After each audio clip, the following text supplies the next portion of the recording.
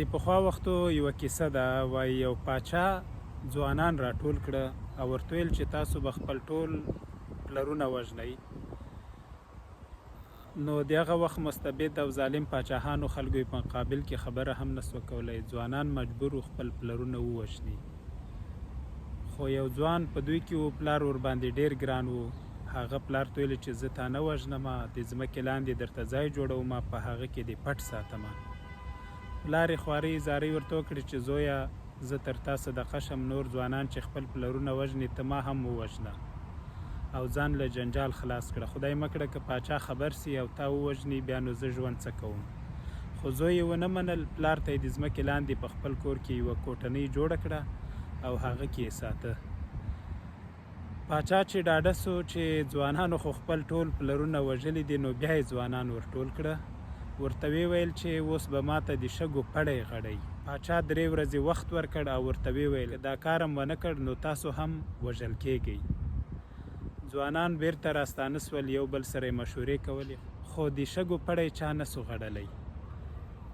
دغه ځوان چې خپل پلار یې ځمکتل کې ساتلی و، له پلار سره به د شپې کېناسته. پلار یې چې ورته کتل بڼه یې بدله وه، خفه ښکارېده. ورته ویې ویل زویه، لکه چې پاچا شکي سوی چې زه دې ساتلی یم.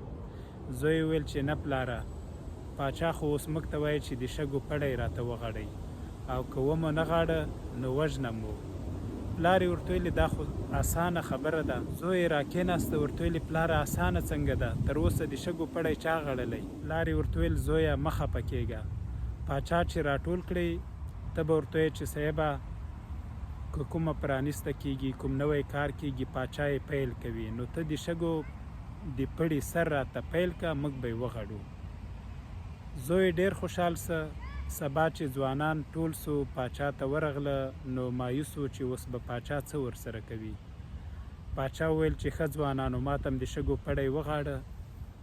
ځوانانو یو بل ته سره کتل، له چا سره ځواب نه و. همدا ځوان چې پلار یې ساتلی و پاڅېده او پاچا ته یې وویل صاحبه د شګو پړی اسانه ده، موږ به یې وغړو، خو ته زموږ مشر یې، پاچا یې، هر کار چې کېږي اول یې ته پیل کوې، نو د شګو پړی ته پیل کړه، موږ یې تر اخره غړو. پاچا چې دا خبره واورېده هک حیران سو او ورته ویل چې ضرور تا خپل پلار ساتلی او مړ کړی دې نه دی. دې سره ځوانان له مرګ وژغورل سو. او دا کیسه موږ او تاسو ته راښیي چې انسان چې زړیږي ارزښت یې زیاتیږي، ځکه هغه په ژوند کې مختلفې تجربې لري او د مختلفو ستونزو حل ورسره وي. نو په همدې خاطر هم د مشرانو قدر کوئ. الله مو مل.